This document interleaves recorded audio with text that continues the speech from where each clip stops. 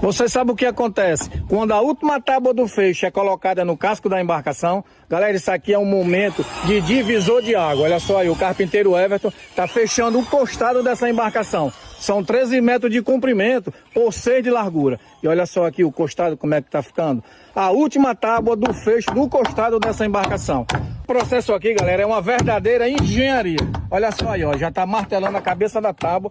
Uma tábua dessa, para ser fixada no costado de uma embarcação como essa, ela passa por um processo de fasquilha, sultamento, escantilhamento, para poder ser fixada no costado de uma embarcação.